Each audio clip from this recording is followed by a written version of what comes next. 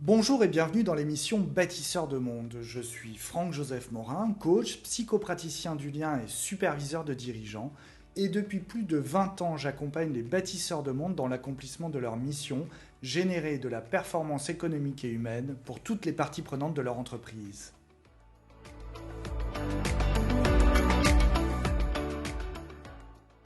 Les bâtisseurs de monde, ce sont ces fondateurs, ces dirigeants et ces entrepreneurs qui décident de faire une différence en ayant un impact sur le monde autour d'eux afin de le transformer.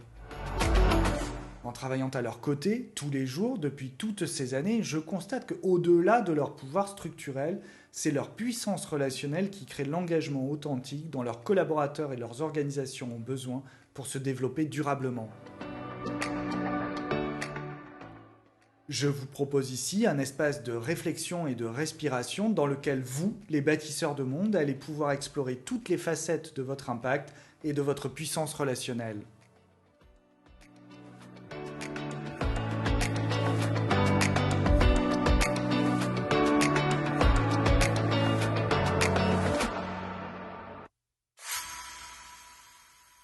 Dans ce troisième épisode, je vous propose d'explorer les principes fondamentaux de nos dynamiques relationnelles et plus particulièrement de celles qui participent à créer la dynamique d'engagement tant recherchée par les bâtisseurs de monde. Je l'ai vu descendre du taxi devant la cantine, écrit Romain Gary dans son magnifique roman La promesse de l'aube.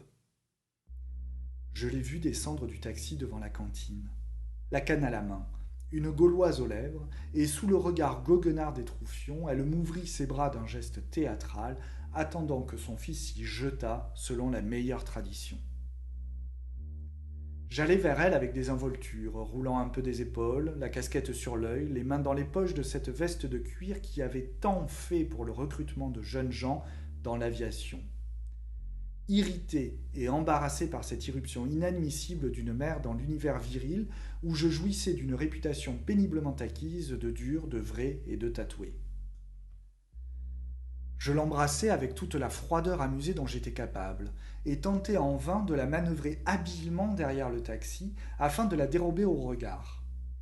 Mais elle fit simplement un pas en arrière, pour mieux m'admirer, le visage radieux, les yeux émerveillés, une main sur le cœur, aspirant bruyamment l'air par le nez, ce qui était toujours chez elle un signe d'intense satisfaction, elle s'exclama d'une voix que tout le monde entendit et avec un fort accent russe.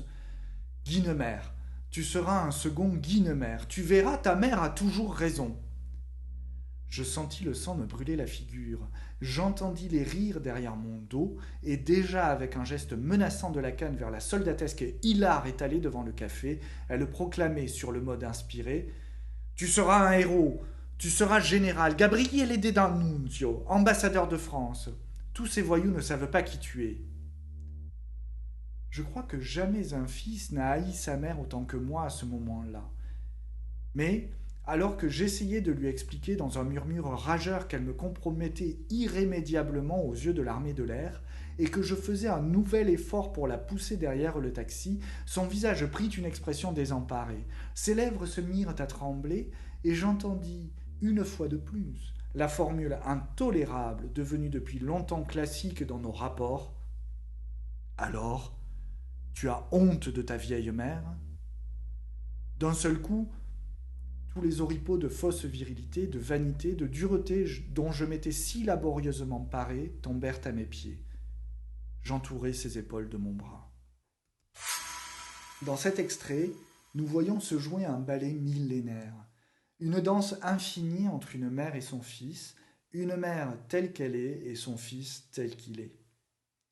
Riches l'un et l'autre de leur monde interne, riches de leur environnement et de leur histoire, riches de leurs croyances et de leurs convictions, de leurs rêves et de leurs fantasmes, de leurs peurs et de leurs désirs, ils se projettent tout entiers dans l'autre. Ils entrent en contact, voire en collision, prennent chacun leur place au centre de la piste de danse et esquissent ensemble les premiers pas d'un ballet connu d'eux seuls et maintes fois répété. Nous voyons se mettre en route, se remettre en route, faudrait-il dire ici, leur jeu relationnel éternel. Comment les pas de l'un entraînent les pas de l'autre, et inversement, dans un processus dont chaque étape est connue des protagonistes. comme une machine bien huilée, une succession de mouvements bien codifiés, organisés et arrangés pour revenir toujours au même point, j'entourais ses épaules de mon bras. C'est-à-dire la réunion de deux individus dans un même entrelacement pour prendre, pour un temps, la même direction et le même chemin. C'est à ce moment-là, à ce point précis, que l'un et l'autre se rejoignent et réactivent leur engagement l'un avec l'autre.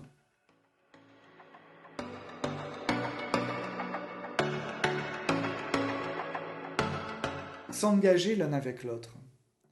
Pour de bonnes ou de mauvaises raisons, par courage ou par faiblesse, par amour ou par humour, pour vivre ou pour survivre, par peur ou par conviction, les raisons de s'engager l'un avec l'autre sont multiples et infinies.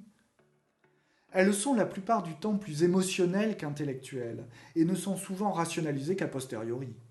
Parce que nous sommes ainsi faits que nous avons besoin, nous les êtres humains, de donner un sens à nos engagements. Nous pouvons nous engager pour la famille, pour la patrie, pour l'honneur ou pour la gloire. Nous pouvons nous engager pour une femme ou pour un homme, pour une idée, pour une entreprise, pour des raisons égoïstes ou altruistes, par obligation ou par liberté, par nécessité parfois, simplement parce que nous devons vivre. Certains sont prêts à tout dans leur engagement, prêts à tout sacrifier, y compris leur vie, si la cause en est assez forte. En tout cas, à y consacrer leur temps et leur énergie si elle est pacifique. Mon expérience me dit que c'est cette force d'engagement que vous recherchez, vous les bâtisseurs de monde, dans ceux qui vous entourent. Vous la recherchez parce que vous savez que sans elle, vous ne pouvez rien. Sans elle, vous vous épuisez à porter, pousser, tirer le projet qui vous fait vous lever tous les matins. Sans elle, vous êtes seul avec vos rêves et vos désirs. Mais je me dois ici de rectifier une petite erreur que je viens de faire. J'ai dit un peu plus haut, nous nous engageons pour, alors que j'aurais dû insister sur nous nous engageons avec. Car nous nous engageons pour nous, mais avec l'autre. Nous nous engageons pour nous car cet engagement, pour une raison que nous ignorons nous-mêmes la plupart du temps, est-ce l'éducation, l'instinct de survie, la folie qui nous y mène, cet engagement donc vient nourrir une part essentielle de notre monde interne. Notre engagement, je suis désolé de le dire, aussi beau et universaliste puisse-t-il être, aussi altruiste puisse-t-il paraître, et aussi bénéfique sur le monde soient ses effets, on l'espère, trouve toujours sa source dans notre monde interne. In fine, il sera donc à notre bénéfice. Nous en retirerons, ou du moins nous l'espérons, un carburant qui nous permettra de satisfaire notre but premier. Biologiquement, il s'agit de vivre notre vie jusqu'au bout et de perpétuer l'existence de notre espèce comme tous les organismes vivants. Humainement, il s'agit de donner un sens, quel qu'il soit, à cette aventure qu'est notre vie, afin d'y avoir moins peur de la mort. Mais nous y reviendrons dans un prochain épisode. Nous nous engageons pour nous, donc, et c'est très légitime, c'est normal. Mais nous nous engageons avec l'autre, toujours. Nous nous engageons avec l'autre parce que l'autre est, à travers la relation, l'instrument de notre survie et de notre développement. Rappelez-vous notre premier épisode sur le mycélium relationnel et la formidable puissance de la relation qui est et reste l'alpha et l'oméga dès avant notre naissance de notre survie et de notre développement individuel et collectif. Qu'il soit proche ou loin de nous, que nous le connaissions personnellement ou pas, nous nous engageons avec l'autre, parce que c'est avec cet autre, qui est en fait comme nous et qui cherche les mêmes choses existentielles, que nous allons pouvoir, en unissant nos forces et nos énergies, construire une œuvre plus grande que nous. Une œuvre, quelle qu'elle soit, qui nous survivra et qui sera le témoin de notre existence. Et vous, les bâtisseurs de monde, en savez quelque chose. Vous qui, par quel mystère, par quelle folie, avez décidé de créer cette chose plus grande que vous qui s'appelle une entreprise et qui, pour ce faire, avez rassemblé autour de vous les forces, parfois contraires, souvent dissidentes, toujours stimulantes, d'autres êtres humains pour vous accompagner sur ce chemin. Instinctivement, vous savez bien que l'énergie de leur engagement vous rendra la vie plus facile. Instinctivement, vous allez donc chercher à rassembler autour de vous des oiseaux rares, ceux qui rassemblent les compétences qui enrichiront votre projet et lui permettront d'émerger, et la force d'engagement qui vous permettra de ne plus être seul à porter ce projet et à le développer dans la durée. Consciemment et opérationnellement, vous cherchez des collaborateurs, inconsciemment, vous cherchez peut-être des camarades.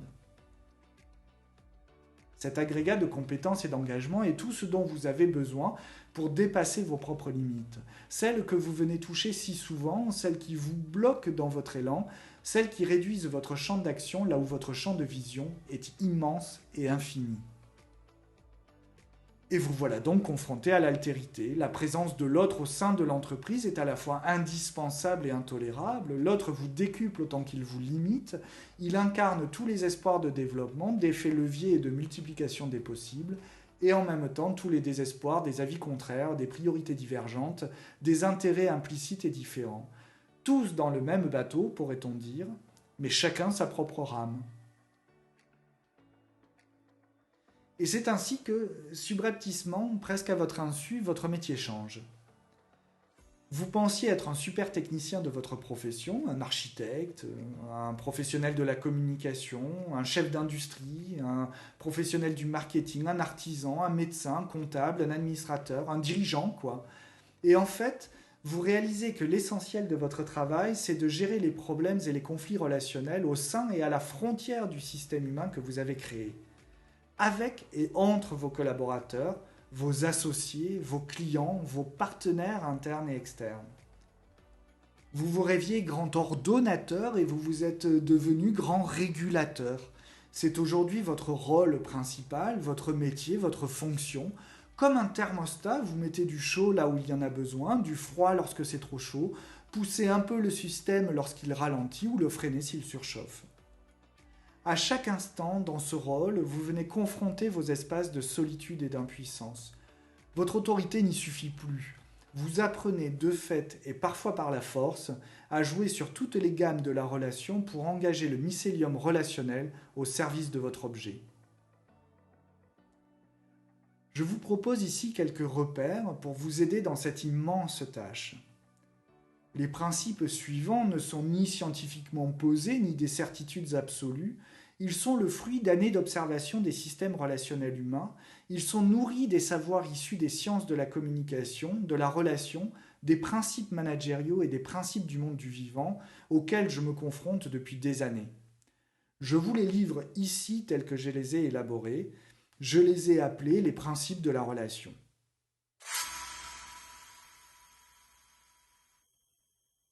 Le premier principe, c'est que la relation est d'abord et avant tout un processus dynamique. Nous en avons tous fait l'expérience et nous l'avons vu lorsque nous avons abordé la thématique du contact dans notre épisode précédent. Chacun de nos contacts produit un impact dont la force influence la relation dans un sens ou dans un autre. La qualité de nos relations n'est donc pas, naturellement, une fatalité figée et inamovible. Je peux être agacé contre mon collègue le lundi matin et avoir réuni suffisamment d'énergie le mardi matin pour remettre la relation sur des rails collaboratifs grâce à la qualité de mon contact. C'est ainsi que j'ai vu des associés d'une même entreprise refuser absolument de se parler en entrant dans mon cabinet, en venir presque aux mains et céder à la violence des mots et des postures pour, au bout de quelques semaines, être capable de recommencer à dialoguer sinon paisiblement, du moins de manière régulée, en ayant trouvé un champ commun de dynamique relationnelle. La relation est donc un processus dynamique. Si ce processus est figé, c'est qu'il est rendu malade par quelque chose qui l'intoxique et qui l'empêche d'évoluer. Bien sûr, cette intoxication peut avoir une origine pathologique. Certains d'entre nous, sœurs et frères humains, sont incapables de relations saines et régulées pour des raisons qui tiennent parfois à la biologie, parfois à la psychologie. Cependant, la plupart du temps, lorsque le processus relationnel est bloqué, la cause est plutôt à rechercher du côté de notre ego, de nos valeurs, de nos humeurs. Car, et ce sera notre deuxième principe, le processus relationnel est une véritable auberge espagnole. Nous y trouvons ce que nous y amenons. Et nous y amenons autant notre monde interne que notre monde externe. Notre monde externe, c'est ce que nous voulons montrer de nous-mêmes, ce que nous sommes prêts à laisser voir de nous-mêmes. Notre humeur, nos valeurs affichées, nos désirs montrables, nos fiertés, notre volonté, nos convictions, nos compétences, notre puissance. Tout ce que nous sommes prêts à laisser voir à l'extérieur. Tandis que notre monde interne est composé de ce dont nous avons moins conscience ou que nous ignorons totalement. C'est moins montrable, c'est moins avouable, c'est moins conscient. Il peut s'agir de nos ambitions et de nos désirs intimes, il peut s'agir de nos vulnérabilités existentielles intrinsèques, de nos failles, de nos angles morts. Comme nous le disions dans l'épisode précédent, nous sommes tout entiers projetés dans le contact avec l'autre, que nous le voulions ou non. Ainsi, nous partageons avec lui non seulement ce dont nous avons conscience, autrement dit les plats qui sont à la vue de tous sur le plateau de la table de cette auberge espagnole, mais aussi ce dont nous n'avons pas conscience, les plats en dessous de la table, voire sous le tapis. Et l'autre, qu'il le veuille ou non, nous ingurgite tout entier, de même que nous l'ingurgitons tout entier dans ce contact. Autant le bon que le moins bon passent de l'un à l'autre en un instant. Tous les ingrédients sont en fait mélangés en un seul plat dans lequel nous puisons à grands coups de cuillère et nous pouvons avoir l'impression de boire une gorgée de vinaigre pour chaque verre d'ambroisie. C'est ainsi que de processus, la relation devient une expérience à la fois intime et publique, une expérience vécue par toutes les fibres de notre corps et de notre esprit, une expérience à la fois rationnelle et émotionnelle, physique et physiologique.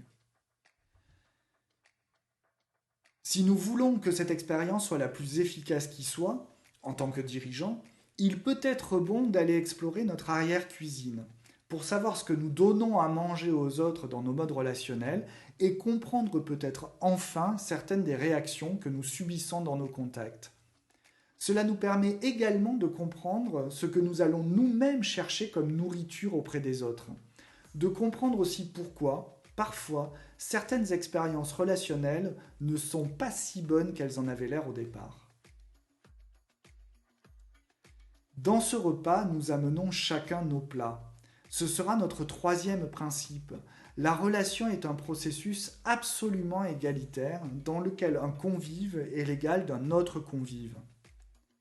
Je pose ce principe, bien entendu, hors de toute relation de pouvoir définie forcément par les systèmes hiérarchiques ou sociétaux, ou les codes sociaux inventés par nos sociétés. Je parle bien de la capacité que chacun d'entre nous a d'amener ses propres plats à la table de la relation.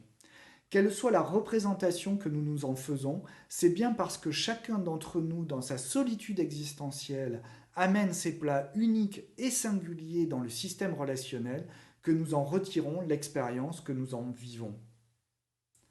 La relation est en fait un gigantesque cocktail de nos ingrédients individuels. Cela implique que chacun d'entre nous a la possibilité de changer la recette finale en faisant évoluer sa propre composition. Et nous sommes nombreux autour de cette table. Car même si nous ne sommes que deux, par exemple, dans un couple, nous amenons avec nous tous les autres qui, étant entrés par un moyen ou un autre dans nos modes internes, ont nourri et enrichi nos univers de leurs propres plats conscients et inconscients. Nous sommes d'autant plus nombreux que le processus relationnel, et ce sera notre quatrième principe, est un processus contextuel.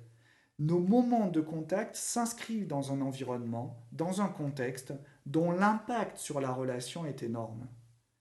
Nous ne vivrons pas la même expérience relationnelle, même avec la même personne, dans l'espace intime d'un déjeuner ou dans celui plus formel d'une salle de réunion. Nous ne pouvons pas vivre la même expérience relationnelle dans l'espace partagé de nos bureaux communs ou bien dans l'univers distancié d'un monde covidé. Le contexte influe sur l'expérience relationnelle. Dans une certaine mesure, cela nous donne la possibilité d'adapter l'environnement à nos besoins relationnels. Il sera certainement plus efficace de vivre une expérience en adéquation avec nos besoins et nos objectifs que de s'inscrire dans un environnement contradictoire. Comment parler de régulation des relations entre associés, par exemple, dans le feu d'un bureau submergé par les urgences et les frustrations des uns et des autres? Comment prendre une décision collective sensée alors que chacun a la tête dans le guidon et l'esprit dans l'urgence? Bien entendu, nous ne maîtrisons pas tous les éléments de notre environnement et il peut être difficile de créer un contexte idéal pour une relation saine et régulée, propice à l'élaboration collective et à la coopération. A minima, cependant, nous pouvons prendre en compte le contexte comme un élément de notre expérience relationnelle, plutôt que de l'occulter et de faire comme s'il n'existait pas, et ainsi le glisser sous la table. La conscientisation et l'acceptation de l'influence de notre environnement sur nos moments relationnels ne peut qu'être bénéfique à toute notre expérience. Le cinquième principe, sans être plus important que les autres, n'en est pas moins primordial, et cependant évident. Nous ne pouvons agir que dans les relations dans lesquelles nous sommes directement impliqués. Est-il nécessaire d'élaborer plus avant sur ce principe? Je vois régulièrement des gens intelligents s'épuiser à vouloir transformer des systèmes relationnels dans lesquels ils ne sont pas engagés et donc dans lesquels ils n'ont aucune influence. Je les vois y perdre toute raison et toute puissance relationnelle. Je les vois y engouffrer une énergie phénoménale pour des résultats toujours décevants. Il est pourtant plus efficace d'être à portée de voix pour être entendu ou de se tenir la main pour prendre la même direction. Il est tellement plus puissant d'agir dans la relation plutôt que de vouloir agir sur la relation. C'est dans l'instant du contact et dans le contact immédiat que se projette notre puissance relationnelle. C'est parce que nous sommes capables de toucher l'autre au sens physique ou émotionnel que nous sommes en mesure de nous engager avec lui et donc de construire le monde ensemble. Il ne suffit pas d'être dans le même système ou le même univers pour créer une relation. C'est une bonne base, certes, mais c'est loin d'être suffisant.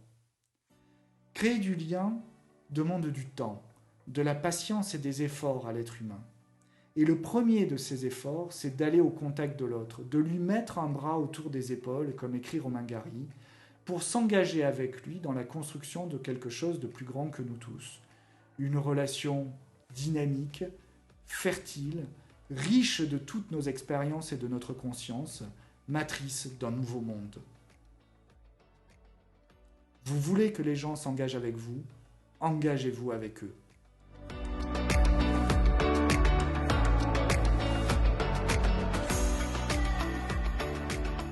Merci d'avoir écouté cet épisode de Bâtisseurs de Monde. S'il vous a plu, n'hésitez pas à laisser un commentaire. Également, si vous désirez que Bâtisseurs de Monde traite un sujet ou une question en particulier, utilisez les commentaires ou envoyez-moi un message à franck@mycelium-consulting.com. Vous pouvez retrouver tous les épisodes de l'émission en vous abonnant à la chaîne YouTube de Mycelium Consulting ou à Bâtisseurs de Monde sur vos plateformes d'écoute préférées, Deezer, Spotify, Apple Podcast, SoundCloud. Nous pouvons aussi nous retrouver sur le site internet de Mycelium Consulting, www.mycelium-consulting.com. En attendant, je vous donne rendez-vous dans 15 jours sur vos plateformes de streaming en audio ou en vidéo pour continuer à explorer votre impact relationnel.